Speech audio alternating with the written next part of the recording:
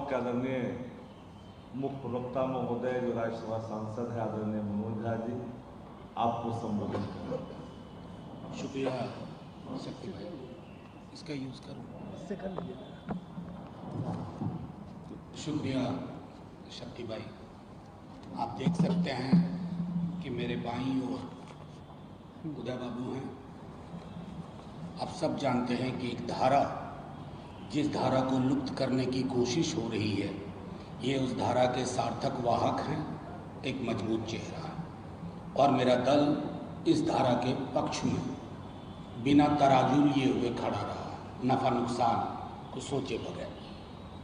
आपके समक्ष कुछ गंभीर बातें आज बिंदुवार तरीके से रखूंगा, उसके बाद फिर आपके सवाल होंगे। अभी बीते आपको स्मरण होगा कि पहलगाम की सामूहिक पीड़ा के बाद अचानक से प्रधानमंत्री जी को एहसास हुआ कि बहुजन धारा की जो मांग है जातिगत जनगणना की, उसके लिए हाँ बोलना जरूरी है। उन्होंने हाँ बोला। एक पॉलिटिकल स्टेटमेंट, एक जुमला, एक शब्द जिसके पीछे भाव की कमी। मैं क्यों कह रहा हूं ये? क्योंकि अगर आप आजादी के बाद से उनके संगठन का चाल, चरित्र और चेहरा देखें, तीनों चीज, चाल, चरित्र और चेहरा, ये मूलतः बहुजन धारा विरोधी रहे, आरक्षण विरोधी रहे। मैं नहीं बताना चाहता, मेरे राष्ट्रीय अध्यक्ष जी कई दफा कह चुके हैं कि बंच ऑफ थॉट गोलवलकर की इनके लिए सबसे पवित्र ग्रंथ है। और उस पवित्र ग्रंथ में दलितों, पिछड़ों के लिए जो टिप्पणियां की गई हैं, आज तक उसका प्रतिकार संघ और भाजपा ने नहीं किया। खैर, जब प्रधानमंत्री जी ने यह घोषणा की कि जातिगत जनगणना इस बार जनगणना के साथ होगी, हमने कहा चलिए देर से ही सही आप रास्ते पे आने की कोशिश कर। लेकिन ये भटकाने की एक कोशिश थी। मैं क्यों कह रहा हूं? 5 तारीख को अंग्रेजी के एक प्रमुख दैनिक में एक खबर छपी। खबर क्या थी कि पिछड़ी जातियों की, उपजातियों और जातियों की गणना होगी। जातिगत जनगणना में पिछड़ी जातियों, अत्यंत पिछड़ी जातियों की जाति और उपजाति की गणना होगी, लेकिन वो जातियों की गणना अलग अलग होगी। उसको ओबीसी की छतरी के नीचे नहीं बताया जाएगा। कहने का तात्पर्य ये कि ओबीसी की कुल आबादी कितनी है, ये नहीं बताया जाएगा। क्या यह छलावा नहीं है? धोखा नहीं है पिछड़ी, अत्यंत पिछड़ी जातियों के साथ? आखिर डर किस बात का है? संविधान की धारा 340 के तहत सोशल एजुकेशनल बैकवर्डनेस, सामाजिक शैक्षणिक पिछड़ापन परिभाषित होता है। आप उस परिभाषा को नकार देंगे? आपका हमारी समझ में बिल्कुल नहीं आता। कल को नीति आयोग को आंकड़े की जरूरत होगी कि टोटल क्वांटम क्या है, किसी और एजेंसी को जरूरत होगी, तो क्या कहेंगे कि अमित शाह जी ने फैसला लिया था कि जातियों की अलग अलग गिनती होगी, लेकिन छतरी में कितनी जातियां हैं, उनकी संख्या, उनका प्रतिशत क्या है, यह आप नहीं बताएंगे। मैं समझता हूं यह प्रतिगामी दृष्टिकोण है। अपने दल की ओर से बिहार ही नहीं, हिंदुस्तान भर के तमाम पिछड़ी, अत्यंत पिछड़ी जातियों की ओर से लोहिया जी और अंबेडकर साहब को स्मरण करते हुए ये आगाह करते हैं कि जैसे जातिगत जनगणना करवाने की मांग से पीछे नहीं हटा गया, उसी तरह आपको मजबूर करेंगे कि आपको इस पूरी छतरी यानी कि ओबीसी, ईबीसी में कौन कौन जातियां कितनी हैं और टोटल क्वांटम क्या है, टोटल क्वांटम क्या है, ये आपको बताना होगा। एक बहुत ही भोंडा, आधारहीन तर्क आया सरकार की ओर से कि राज्य और केंद्र में लिस्ट में विसंगति होगी। हां होगी, वो बाकी समूहों पर भी लागू होता। आप तो सेंटर की लिस्ट तैयार करो, राज्य अपने हिसाब से उसमें से कल कर लेंगे, निकाल लेंगे। इसको ब्लॉक करने की कोशिश, जैसा मैंने कहा, आगाह करते हैं सरकार कि जन सैलाब उभरेगा। मैं बार बार कह चुका हूं अपने दल की ओर से कि कोई विचार अगर परिपक्व हो जाता है तो किसी की ताकत नहीं है तो उस विचार को खारिज कर दे। अब आइए, एक महत्वपूर्ण पहलू इसके साथ जुड़ा हुआ है, ओबीसी क्वांटम के साथ। ये स्टैंड अलोन एक्सरसाइज नहीं है। जातिगत जनगणना, उसके बाद क्या? नेता प्रतिपक्ष तेजस्वी जी, हमारे कांग्रेस और डीएमके के साथी, समाजवादी पार्टी के साथी कह चुके हैं कि ये आंकड़ा, जैसा हमारे बिहार के एक नौजवान नेता कहते हैं, आंकड़े ले आइएगा लेकिन सार्वजनिक ना कीजिएगा। आंकड़े गुलदस्ते में सजाने के लिए नहीं आ रहे हैं, ड्राइंग रूम की शोभा बढ़ाने के लिए नहीं आ रहे हैं। ये आंकड़े जिंदा लोगों के आंकड़े हैं, इसकी जिंदगी का, उनकी जिंदगी का दस्तावेज है और इस दस्तावेज की सही परिणति होनी चाहिए। अगला सवाल माननीय प्रधानमंत्री और गृह मंत्री से, संसद में चर्चा करिए कि ओबीसी काउंटिंग के लिए, जनगणना के लिए आपके इनपुट क्या होंगे, यानी प्रोफार्मा में आप क्या क्या चीजें इंगित करके जानना चाहेंगे, क्योंकि उस प्रोफार्मा के इनपुट से आउटपुट निर्धारित होगा। क्योंकि जातिगत जनगणना के जब आंकड़े आएंगे तो जैसा नेता प्रतिपक्ष ने कहा, समानुपातिक प्रतिनिधित्व की बात होगी, क्वांटम ऑफ रिजर्वेशन बढ़ाने की बात होगी और निजी क्षेत्र में आरक्षण की बात होगी। और ये महज बात नहीं होगी, इसके लिए संघर्ष होगा। अतः लब्बो-लुबाब ये है, अगर सरकार की मंशा है कि ओबीसी की गणना को पर्दे के पीछे छुपाया जाए, तो इतना कह रहे हैं, बिहार ही नहीं पूरे देश का ये समाज उठ खड़ा होगा। कैसी विडंबना में हम लोग रह रहे हैं। 4 जून को नेता प्रतिपक्ष ने चिट्ठी लिखी, आप सब वाकिफ हैं, माननीय मुख्यमंत्री जी को। आज 9 तारीख को मैं आपके माध्यम से प्रेस कॉन्फ्रेंस कर रहा हूं। चिट्ठी की पावती नहीं आई है अभी तक। पावती मतलब एक्नॉलेजमेंट। बगल में रहते हैं माननीय मुख्यमंत्री जी। हमें तो डर है, क्या उन तक चिट्ठी पहुंची?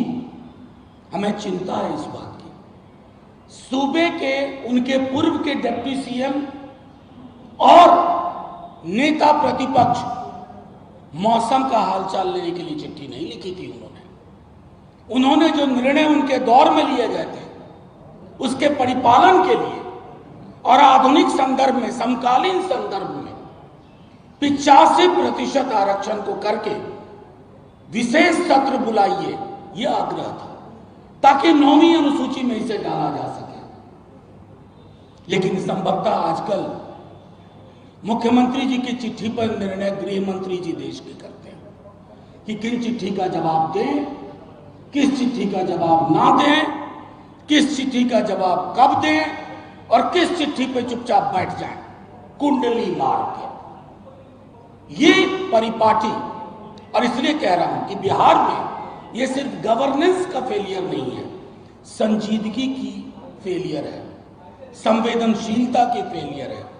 और इस पूरे मुद्दे के मद्देनजर अगर अभी भी माननीय मुख्यमंत्री जी विधानसभा का विशेष सत्र नहीं बुलाते और प्रेस कॉन्फ्रेंस के माध्यम से जो बातें हमने रखी उस पर गौर नहीं करते हैं, तो भीषण रण होगा। चुनाव, दैनंदिन की राजनीति अपनी जगह, लेकिन जो फैसले, जिन फैसलों से समाज का फासला बढ़ता है, वो फैसले आपसे पलटवा के रखेंगे। शुक्रिया साथियों, मैं आग्रह करूंगा अगर कुछ जोड़ना चाहें।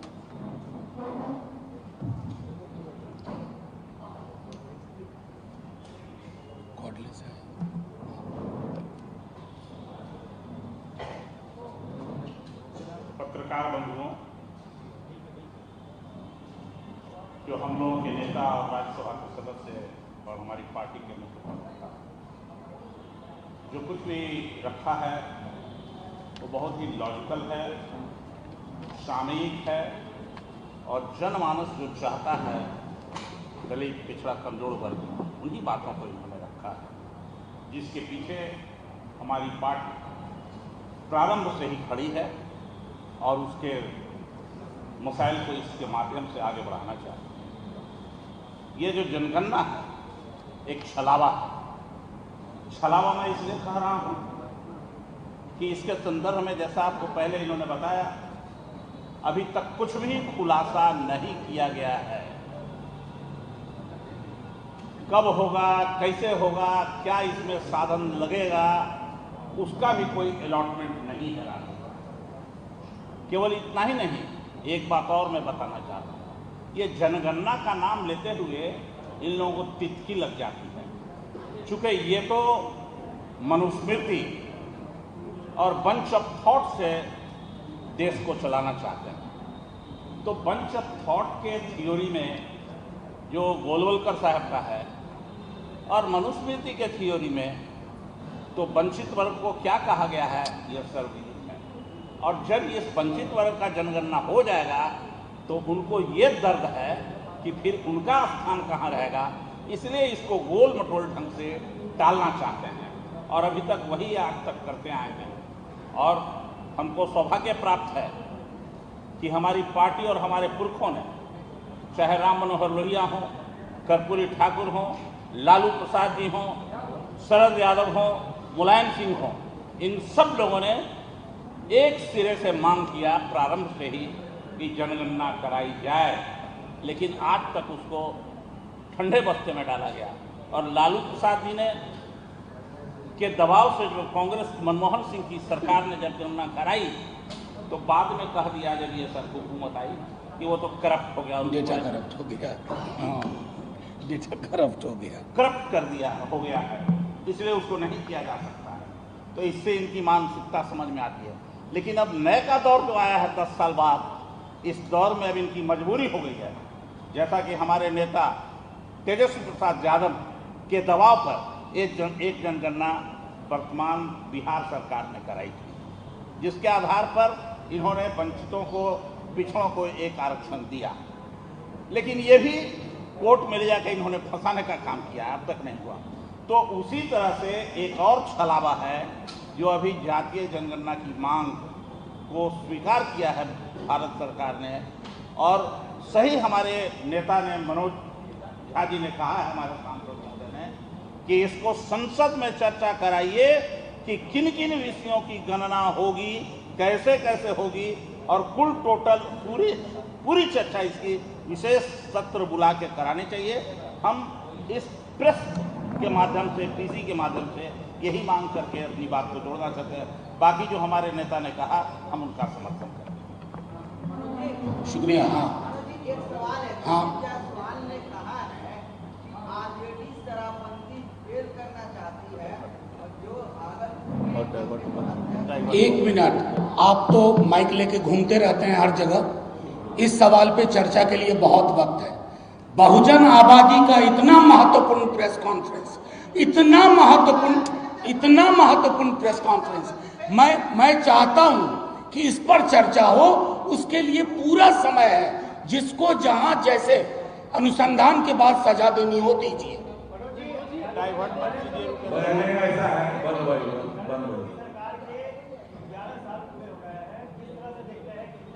मैं देखिए, ये अव्वल तो क्लासरूम में हो नहीं और वो अच्छे स्टूडेंट नहीं है, तो नंबर तो दूंगा नहीं। मैं सिर्फ इतना कहना चाहता हूं, आप पत्रकार महोदय, आप अपनी इनकम देख लीजिए और इनकम इनइक्वालिटी का स्वरूप देख लीजिए। आय की असमानता में हिंदुस्तान कहां खड़ा है, हंगर इंडेक्स पे हिंदुस्तान कहां खड़ा है, अर्बन पॉवर्टी में हिंदुस्तान कहां खड़ा है, ग्रामीण बेरोजगारी में हिंदुस्तान कहां खड़ा है, ओवरऑल बेरोजगारी में हिंदुस्तान कहां खड़ा है। उसके बाद भी अगर राजा तेरे सुबह की जय, राजा तेरे शाम की जय कहने का रिवाज है तो हम उनमें से नहीं।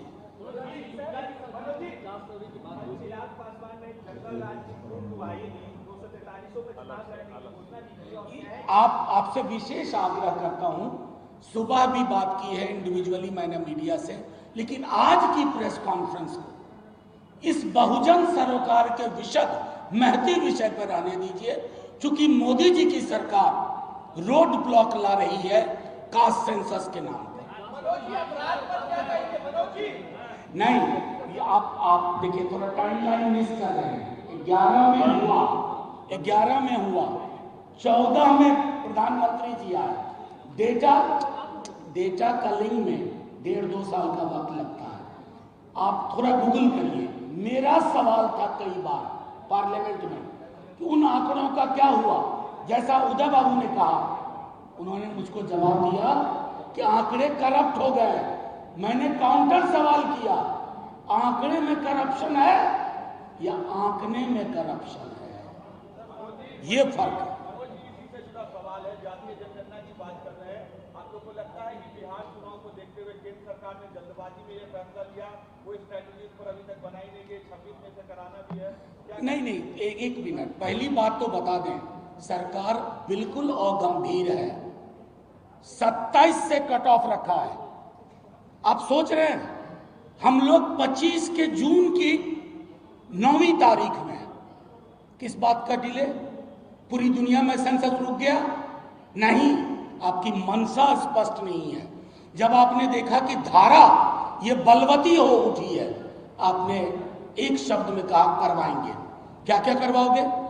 इस सेंसस पे विमेन रिजर्वेशन है, इस सेंसस पे कास्ट सेंसस है, कास्ट सेंसस पे रिजर्वेशन है, क्वांटम भरना, कास्ट सेंसस पे प्राइवेट सेक्टर रिजर्वेशन है, कास्ट सेंसस पे समानुपातिक प्रतिनिधित्व है, इससे डिलिमिटेशन है।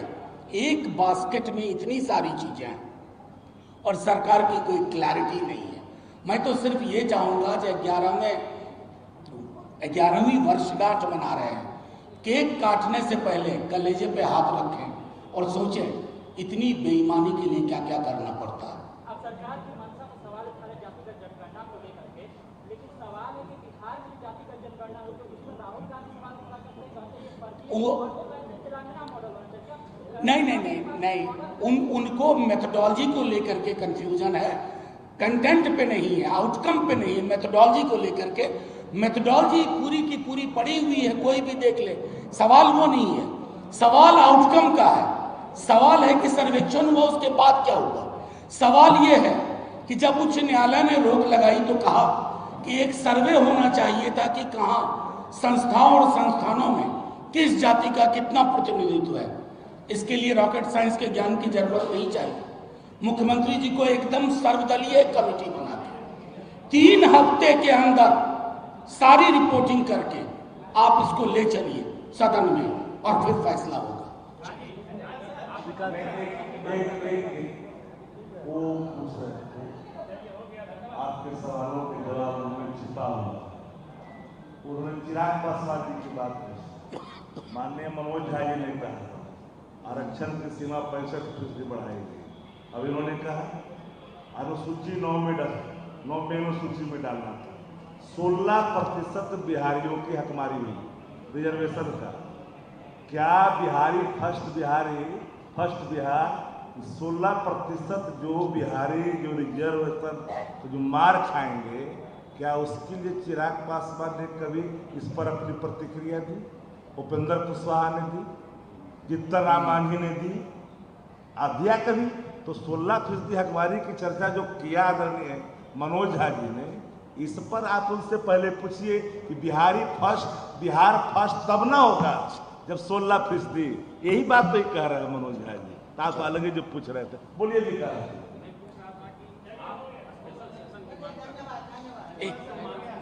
धन्यवाद, मुझे बोलने दीजिएगा। वो भी आप ही ले लीजिएगा। अभी विधानमंडल का मानसून सेशन होना है इलेक्शन के बीच, आप स्पेशल सेशन की मांग कर रहे हैं रिजर्वेशन। नहीं, मैं वो आप मेरी बात समझे नहीं। मेरा कहना था कि विचार इतना महती है, इतना महत्वपूर्ण है और कोर्ट में लंबित है, सुप्रीम कोर्ट में, इसको रिविजिट करना चाहिए यहीं पर, और जो आपत्ति उच्च न्यायालय की थी उस विसंगति को खत्म करे। इसके लिए मैंने बार बार कहा है कि बहुत बड़े ज्ञान की आवश्यकता